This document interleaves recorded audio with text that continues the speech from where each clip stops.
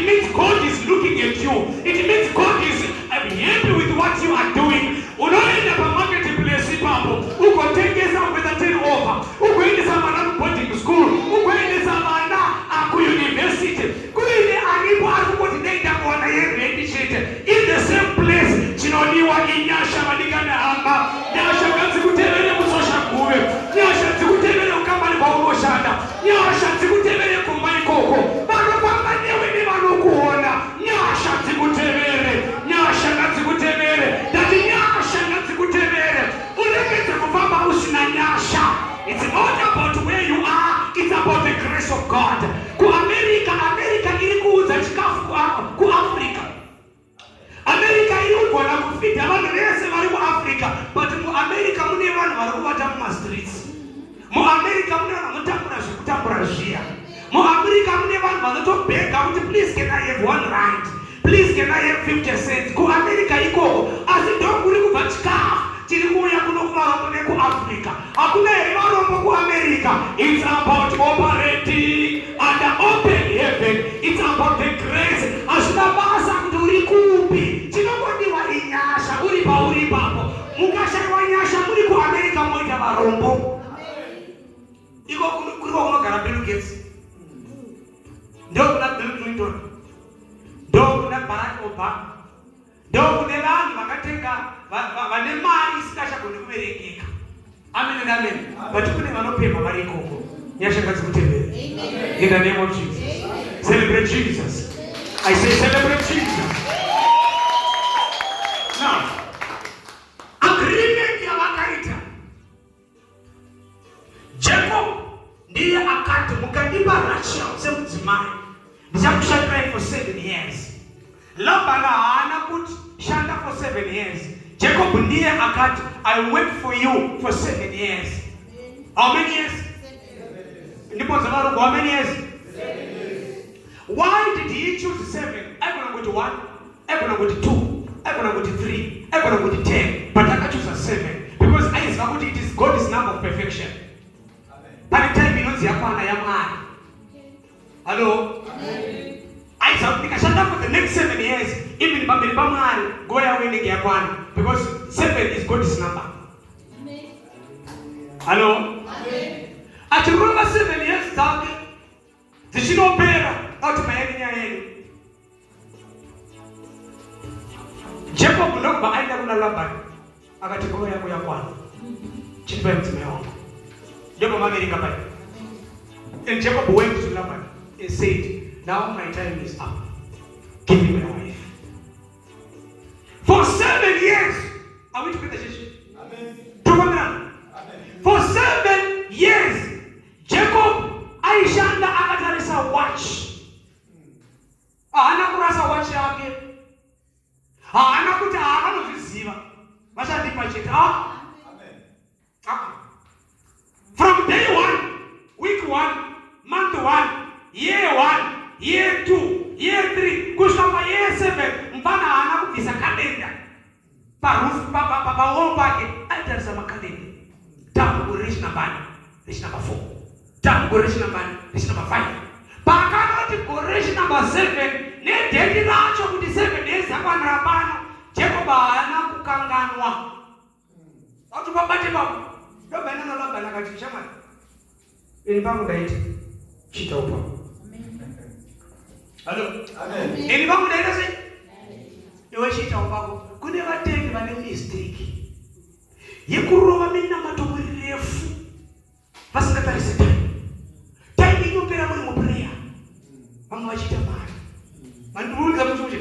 Amen. Time inopera muchirova ndimi. Kana mana matamu kana kutarisa time. Mubude muinde munoshanda. Amen. Hello? Amen. Mukarova ma hours muri mu prayer. Butsu dzinopera dzigobenda muinde mweya mutsvene nguva ichifamba. Tana vanhu vari vigilant.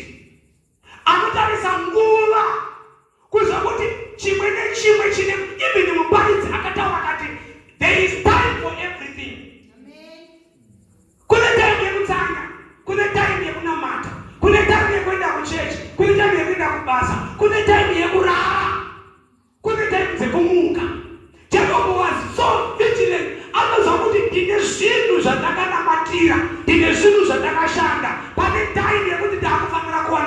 kuziwa. Apasi pese panakwanzi amwari vanoziva kana nguva yaMwari yakwana. Ichakwana rini imi musina wacho? Ichakwana rini musikatarise kalenda? Hamusi kugona kutiudza kuti makatanga rini kunamatira chinhu ichi nanhasi hamusati machiona.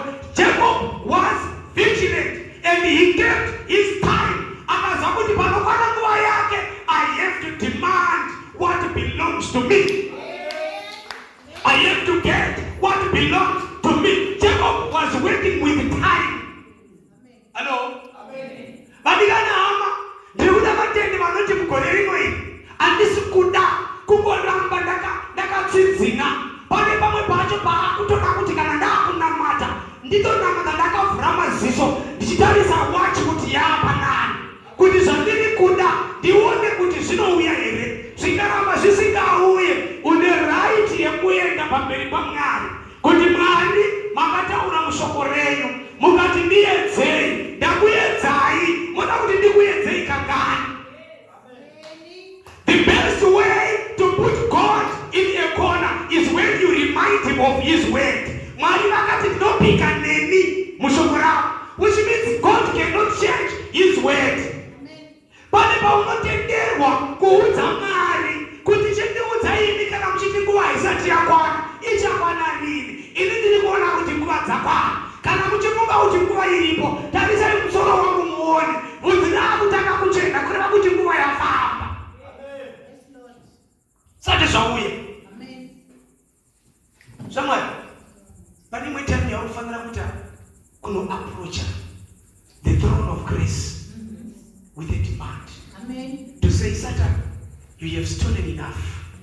You have withheld enough. Amen. The time is up.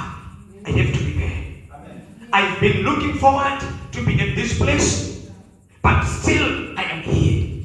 Now ndakuenda apa. Pane here anoti ndakambonamata chimwe chinhu. But I feel this thing long. Kana alipo yeye ndiye wantiri kuda magariro ano.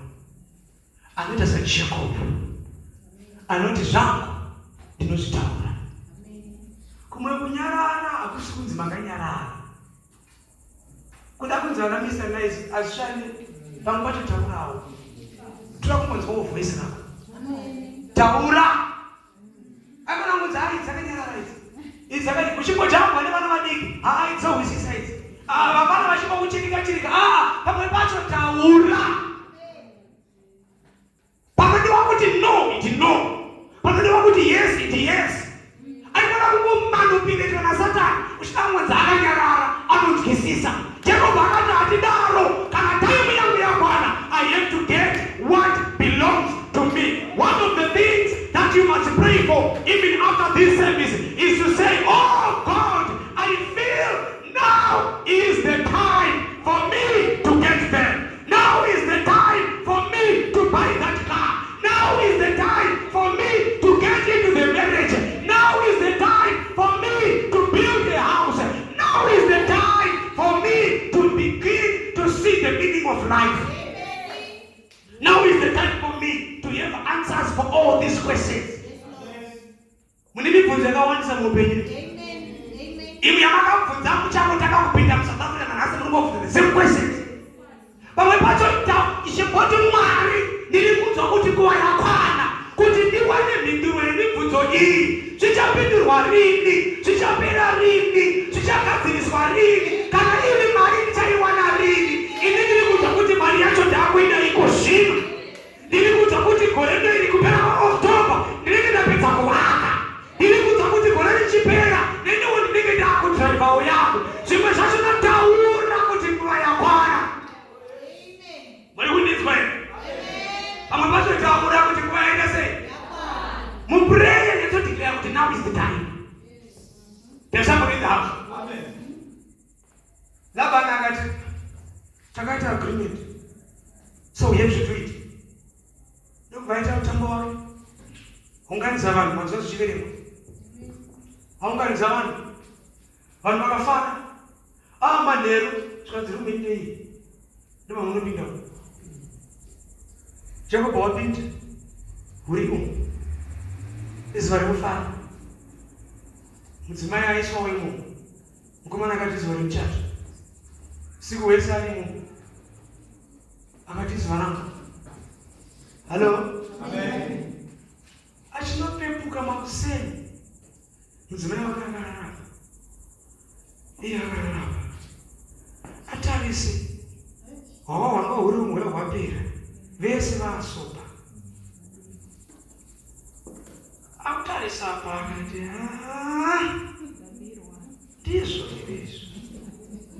Hello?